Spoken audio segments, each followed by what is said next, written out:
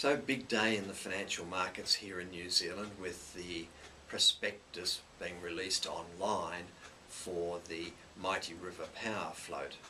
This is the state-owned enterprise which will become 49% owned by the public and presumably listed on the stock exchange. Well, it will be listed on the stock exchange in Australia and New Zealand later in the year.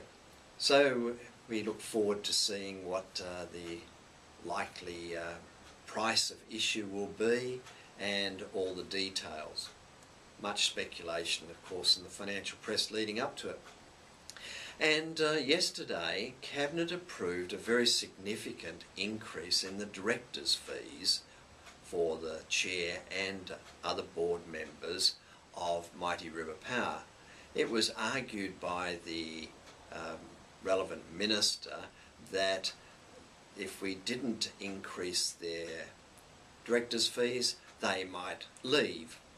Of course, the Institute of Directors was asked for their view, and they said that the new fee levels were commensurate with the fees being paid to directors in other companies of similar net worth.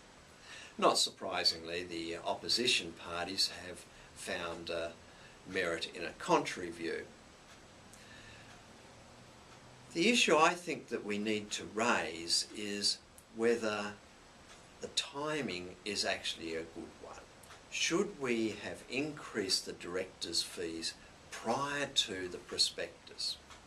Does this then mean that those directors really are in the gift of the major shareholder?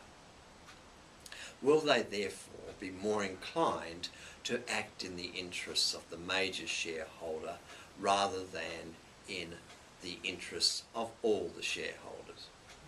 This is a very real problem in what is being referred to as mixed ownership models, but it's also very true for minority interests in publicly listed companies as well.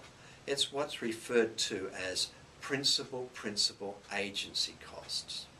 It is where the major shareholder expropriates the profits from the minority shareholders.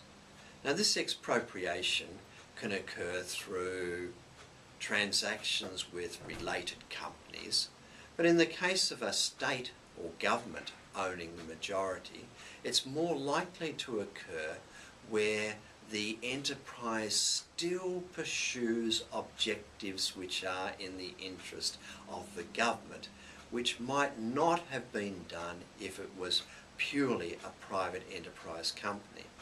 Therefore, the directors need to be as independent as possible, and creating a climate where they have received a significant pay rise the day before the prospectus is released casts a cloud over whether the government is going to really allow the board to operate as an independent governance mechanism in the interests of all shareholders, or whether favours will be called in.